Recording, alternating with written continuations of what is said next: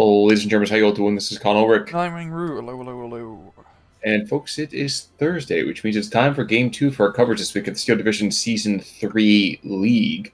Today on Slutsky, we have some rather interesting matchup. Who do we have? Left-hand side in blue, we have Tuuk playing as 5th Panzer with a flatline income. Right-hand side, you have Curbs playing 6th Airborne with also a flatline income.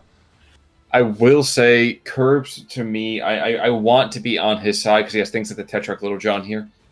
But then I think of Treyarch, and then I think of Call of Duty, and I kind of have to back off a little bit. But how's this going to work? 5th Panzer, 6th Airborne. This is a pretty tough map, I'd say, for 6th Airborne, as they're not a very good long-range division, just like an SD-44. They got pretty damn good infantry, and they got a decent amount of it. But against, well, generic Panzer division, because 5th Panzer really is a generic Panzer division with Tigers and Panthers and Panzers oh my. Can be a bit scary in an open field fight. So, I mean, looking at it right now, Curbs is pushing pretty heavily down south in the town, which is really his best course of action early on. Well, I think the amusing thing to me, to a certain extent, sorry, I see an early Panther over here to the west, is there's been a bit of a predilection to either go Vanguard or Flatline Income the entire way through. And I'm wondering if that's becoming kind of the new meta here. You might want to just depend on consistency, so that way if you do go later, you're not going to get caught out.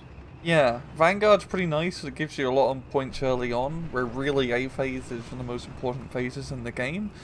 But also you have like enough points later on, like 110 points in C phase isn't terrible, to still kind of keep your foot in the door. It certainly isn't. Now, meanwhile, we have these 250/9s here, causing quite a bit of damage, especially with them having recon optics. Ox and Bucks in the area with a couple of tornadoes. Retreat, my friend, retreat. But it's going to be too late for him. I think we're going to see a dead half-track in a second. Oh, no. Oh, he takes it like a... No. He dies. He doesn't take it like a champ. Well, elsewhere, though, we are going to see the initial kind of commando rush that we're so used to seeing from things like the 6th Airborne, just because the quality of infantry, especially early on, is nigh...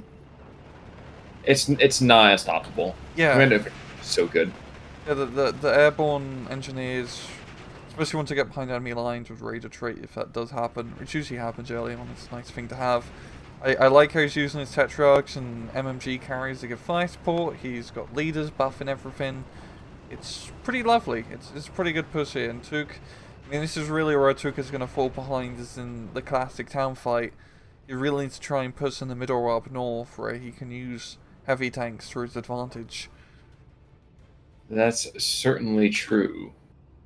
And that first Panther coming in, I kind of want to see what the Panther can really do. Yeah, he's sticking in the town. This isn't the worst town to stick it in, because it is actually quite open, but there are PH. Yeah, there's a Tetrarch Little John. It might not go... Hey, there was a Tetrarch Little John. Now it's a Tetrarch Little Gone. Oh, but the 6-pounder! We missed a 6-pounder completely! Oh, yeah! I think it's in a pretty damn good position.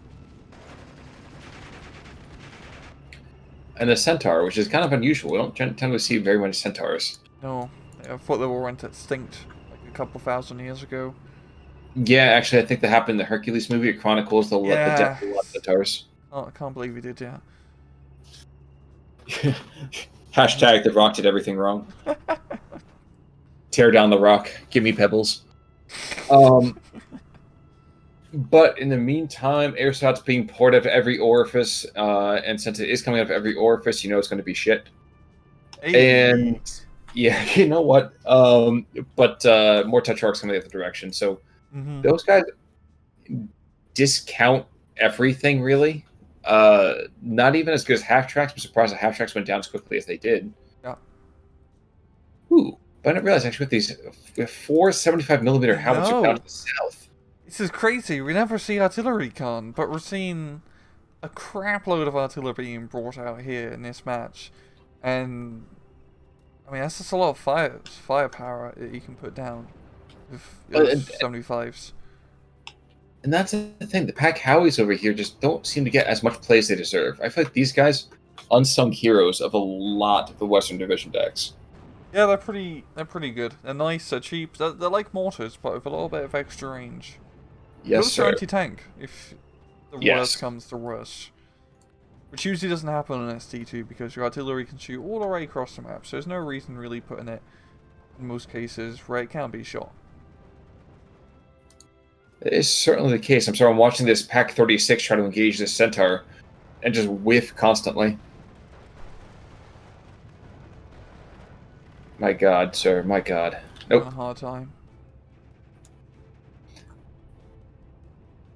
Yeah, Meanwhile, honestly, yes, sir. like Tuuk's doing a pretty good job of holding, all things considered. I mean, still a trove, 5 minutes in. Yeah, I think that's been more just because of the random bits of luck he's gotten here, as opposed to be a committed tactical decision, though. To the north, to the north. This should be this should have been a broken. Excuse me, a breakthrough, not broken through. It should have been a breakthrough, probably about 5 minutes ago. He sort of, You know the commanders are engaging you out in the open. yeah. If he can just get some more infantry up here, I mean, those Panther 4s can do a decent amount of work, get 1 or 2 flags pretty easily. It is a 6-pounder, but he doesn't have... He has decent line of sight, but can't cover all the way up north. Oh, we got a Fuckerwolf coming in, dropping in some booms, and blues up the 6-pounder. He certainly does. Now there is a 203 off map coming in, dropping down some artillery fire upon Tukarovsky's line. And it should do pretty damn well, all things considered. And geez, these howitzers, this concentration of fire is just absurd. Yeah. I feel really sorry for that Pack 36. Oh yeah, Yeah, yeah. the 2-star veterancy and artillery makes a really big difference. Well, and I was looking for some sort of commando unit, and we're not seeing that. Or commander, not commando. By the way, Typhoon AT to the north, looking for that Panther. Not sure if technically... Oh, there we go. So I didn't think you could see him. And even actually with the 37 mil from the Flak 43, this actually might be a dead Panther. It's going to be very, very interesting to see how precise this accuracy is. Yeah, Panther's turn into not sure its side armor. And doesn't matter, it gets blown out. You know, in the meantime, P4 goes down to the south, probably courtesy of those Tetrarchs. Yeah. With that, I mean, the Germans are forced to give ground. Not surprising, all things considered. Yeah, his infantry's really been beaten up quite a bit, and now is the time for Curb to try and take out Southern Hilltop with all his troops. Well, can you feel the artillery tonight? We are going to see a bit more devastation, I would think, just as soon as this other artillery strike comes down. But I will say the addition of the Pack Howitzers has given them an awful lot of flexibility. Ooh, 105 going the other direction. How intriguing. Changing artillery numbers. You know, and it's nice to see that artillery gets so close. It's so often like the Jets and the Sharks between a lot of it. By the Tempest coming in with those quad 20 mils, that Fuckwolf's not getting out. There we go. It's a good intercept, yeah. And second off map artillery coming in. I'm wondering if he's going to be able to tag Curb's infantry as they try to make that push. I mean, I think off map just barely. But not a single ticket has been lost still. Oh, it's neck on neck, like completely through. This is quite crazy, and we're just about to enter into B phase. Actually, I like this. We have two Tetrarchs hugging the southern side here.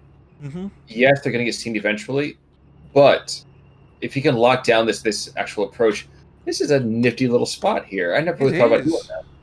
Yeah, because you got that little dip in the hill, yeah, to sneak up in. That's perfect. And even if you do get stuck behind enemy lines, doesn't matter. It's Tetrarchs. Well, and there's just enough oomph behind their cannon that it can be quite devastating. And actually, with these howitzers, again, what's this? Oops, let's check to try. There we go. With that 8700 meters, they should be able to actually drop smoke down if they need to. Yep.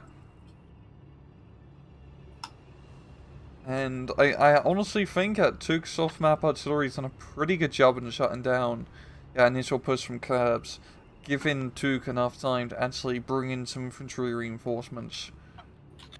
Until the artillery comes the other direction. Yeah.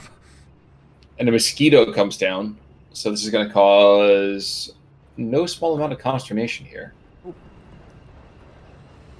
Oof. Actually, is Ox and Bucks being brought in? Yep. Oh no, Yep. Grenadier Volts. Okay, so Grenadier Voltigea coming in. Another Centaur. I thought I saw some Ox and Bucks being called in, but I guess that's not going to be the case here. Nope. But we got a little bit of we got some aggression happening up north here from Tuuk, trying to get Smursads trooping into that little farmstead. Not gonna happen, as it's a little bit more well defended with some flamethrowers than you probably initially thought. We also got machine gun teams engaging, the MMG carry engaging. Tuuk really could use with probably like an actual heavy tank up north. A little bit of extra firepower, because he does have vision to take his side. Not to distract us back down to the south again, the Tetrarchs are behind lines, and they are actually causing quite a bit of a hassle. Holy crap, that is such a good position for the Tetrarchs, being able to shoot anything that comes up that hill. I mean, you don't really see Tetrarchs being used like this often, but it's nice actually seeing them doing some sneaky stuff, because they're rather sneaky little tanks. Well, and the last artillery barrage has actually been used over here from Tukarovsky's off map. There's a P4 coming in as well, though, so this could be probably the end of the playtime for those Tetrarchs. Mm-hmm. Even then, Tetrarch could get a ambush shot on the P4, and the Grenadiers vote coming in to clear things up, and I have a feeling Curbs is going to be taking that hill, and it's really due to those Tetrarchs. Which is so strange. Yeah, they usually aren't as good, I find. But that's a really huge advantage, taking that hill. I mean, high ground and all. Well, that's how you know it's over, Anakin. Mm-hmm. Now, I hate to kind of distract you for a second. There's a P4 that was moving forward. I think that got taken out by the 6-pounder. And kind of with that, like you said, yep, down to the south, we have a few squads. Yep, P4 does go down. Holy... Oh, that's got down. And he's going to get another flag because of that. Oh, and yeah, 16-8. I don't think it's going to last for too long yet, flag advantage, but it's pretty damn good. And up north, Tuuk is starting to actually do a bit of a actual aggression here, getting a Panther A. So a Cromwell, and actually 2 Cromwells and a Tetrarch. Mm-hmm. So, yes, the Panther's going to cause a lot of hassle, but it's 1 tank. Yeah. I have a feeling what's going to happen to that Panther. It's going to come up, it's going to shoot a bit, Typhoon AT comes and blows it up. Yep. That's actually what I was thinking. Is you're like, I think it's going to happen to the Panther, it's going to be Typhoon AT. Yep. Yep. And the loss of the German infantry is going to die here pretty quickly, and that'll just turn into another Allied moment. Actually, quite amusing. Down to the south, there's 1 air slash trooping and 1 command carrier with literally 16 bullets. Needs to make him count. You can't even run him over. There we go. Yes, that's trooping like, oh, thank God they gave me some grenades. Well, artillery fire starting back up again, so expect Tukarovsky's infantry to the south just to vanish. Yeah, and I have a feeling once his artillery softens up, the middle town, or just the run north of the river, we're going to be seeing a airborne push here. Because right now, Tetrarchs are still in position, and they're shutting down any reinforcements that dare to come in. So it's a perfect time to clear that town up. It certainly does seem to be, doesn't it? Mm-hmm. Well, the 1 brave air slash trooper, I like to call him Ludwig. Little Ludi down here. Brave man. Brave man. Not going to last much longer on the front lines being brave, but regardless. Panther, in the meantime, I suppose you are right. He has taken both Cromwell's and the Tetrarch Little John. So he's going to cause a bit of a stir. Yeah. But 17 pounder being brought on in to cause some issues for him as well. Oh yeah, 6 Airborne does get access 17. I completely forgot about that. That means, yeah, it means Tuuk has a pretty good defensive advantage against those Panthers. So I was paying attention to the AB Canadian Paras. They're coming in. There's an entire column coming forward of those. I'm not going to say they're going to win it all by themselves, but definitely worth mentioning. A couple more Cromwells being brought on in, and wait a second, oh my god, that artillery fire can hit from such a long distance. I know, right? Just completely stressing out, or gonna be stressed out Pack 36, yeah. 6 pounder, by the way, knocks out the shooter and the Panther, and doesn't get the kill this time. And in fact, may not get the kill forevermore, because now we have a Fokker Wolf coming on in.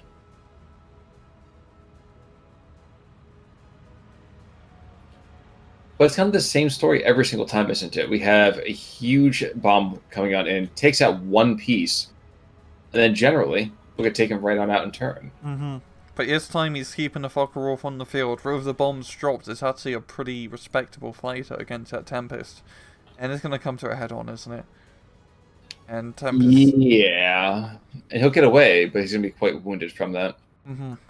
Got some down to south, Mozzie. Oh, cleaning up one dude. Yeah, whatever. Yeah, he's literally... That's literally one guy.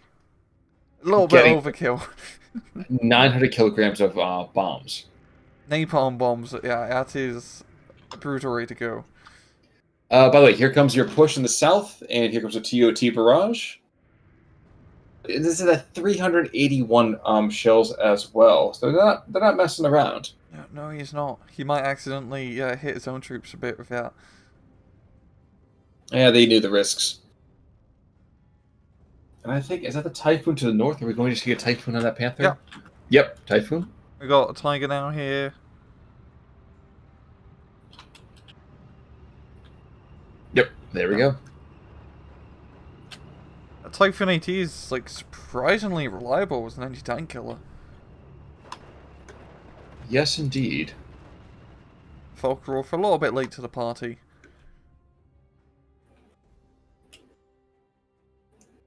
And not for nothing, but wait, where'd you see a Tiger before? Up north.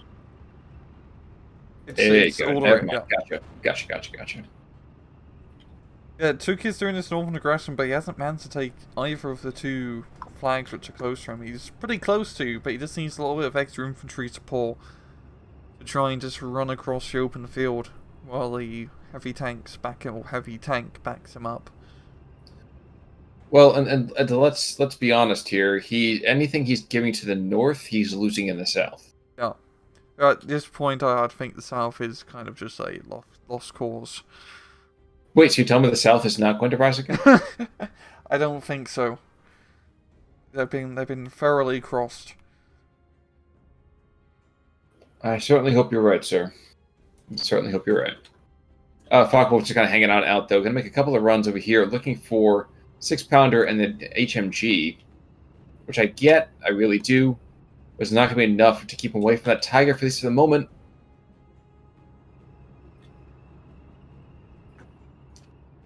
Especially as the Tempest comes in, especially if we have Daimlers and Little Johns, and all of this mess. Mm-hmm. Tempest comes in for a deflection round. Approach, here it comes, and yep, there we go. It's the kill. You got another Typhoon AT. Yeah, Tiger's buggered. Not too buggered, actually. He's not dead yet, but the Daimler Little Johns, yes, these things are POSs in so many ways. But it does technically have a chance to penetrate here. Yeah, he just needs to get into that 1,000-meter range to get the hit in. But yeah, that Pike 36 is still alive, and it can pretty easily kill those Daimlers. Statistically, it's possible. We're going to phase C pretty shortly. You're bailed out. Wow. Get off the road, my friend. Get off the road. We'll hide behind your dead buddy. Never mind. The Cromwell trying to push in, but that's not gonna really be able to do much. It's really gonna have to come down to that 17-pounder finally getting into position, because that could pretty easily knock out the Tiger. I should say so, but it's going to take him another 4 years to get through the rest of those trees. And another tiger being brought on in as well. So tiger, panther, another tiger. So we're chock-a-block full of heavy equipment here to the north. Mm-hmm. I think just losing so thoroughly down south is really screwed over Tuuk, as I mean that's a lot of flags that he's lost down south, and I don't think he really has the offensive momentum to try and take back the equal amount of flags up north. I can't help but feel that you're right there. But impartiality has me having to say that it's possible to come back into it. It is so Incredibly unlikely. So artillery park, the use of air power, and just how thoroughly thick all the infantry is down south, just how many of them. It's quite a defensive posture. Yes, it is. And since there's really no good crossings over here to go from one side of this wetness to the other, yes, it does mean it's really easy for infantry to cross, but no, it doesn't make the vehicles easy to cross. It just kind of lines them up, which causes a real great opportunity to get shot.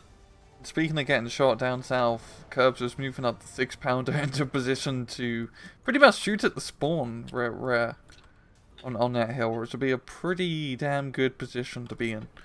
Well, speaking of getting shot at to the north, we actually had the 17-pounder come in and take out that tiger. Huh. Not even surprised. He wasn't even suppressed either. No, he just was boomed. Now, I want to see how many air kills there were, because I feel like this Tempest that's been in here, I don't know if it's the same one as before, but he's got to have at least 3 air kills. Yeah, he's been doing pretty damn good work. Or just the Tempest in general, really. Tuuk's been trying to use his air power, but it just doesn't work, as we're seeing. Well, I think kind of mildly amused by the fact that this Tempest is just too fast for his own good. And eventually peels off his pursuit. Pack 36, in the meantime, kind of trying to chill here for a little bit. We're seeing Grenadier Voltigeurs vault over that tiny little bit of water. And I our should flag. think it should be enough to cause an issue.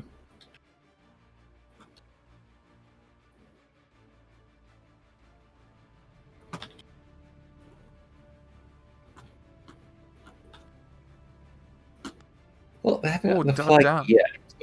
The tiger up north got second tiger up north got blown up by a 17-pounder. He's got 2 kills. I mean, he's got 2 solid kills. I mean, that's like meh. No, 2 solid kills. We got a push here from Cromwell's. That's row on the northern, well, middle side, I should say, in that hill, trying to get a good flanking position, which is a pretty good area for the Cromwells to be moving through. Mm-hmm. You bringing in recon. And the AB sniper should allow some eyes onto that P4. Yeah. I do like how he's bringing up recon in front and not just moving the Cromwells up by themselves. Nah, Curb's usually pretty good about that. Every now and again we can go make fun of him about some stuff, but he's usually pretty good about the whole idea of not actively shooting himself in the foot. Usually, at least he makes the opponent shoot his men. A fact for which I'm forever grateful. P4 goes down the center, though, which means that really not a whole lot to hold back this next advanced position. Yeah. I mean, it's just looking at the mini-map here, it's much more red on the map than it is blue. A lot of people have been dying, so I guess that kind of makes sense. Do you want to take us to ×2 at 30? Sure. 3, 2, 1. Increase speed. And we're seeing right now, we have, like you said, that 6-pounder able to go and engage these P4s that are in the area. Yes. Oh, never mind. Nope. And that is a good game, Curbs. Oh god, that was quite a big kill difference. I'm really quite surprised 6 Airborne worked so well on that map. Curbs did a really bloody good job in that.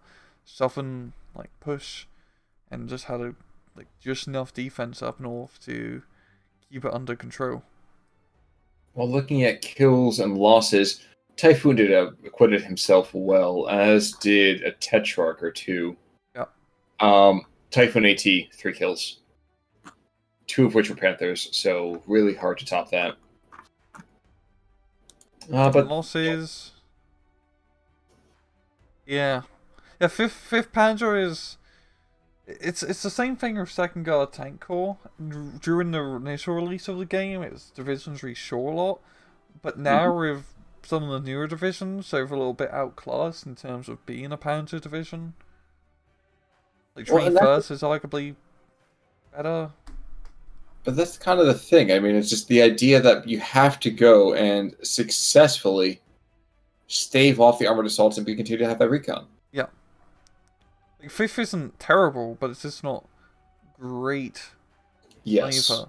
I have a feeling Tuuk could have been a little bit more aggressive up north earlier on, try to really hone it into some half-track plays and infantry, but just seeing how thoroughly destroyed he was in the town by just that elite infantry division, it's I don't know if that would have helped out too much either.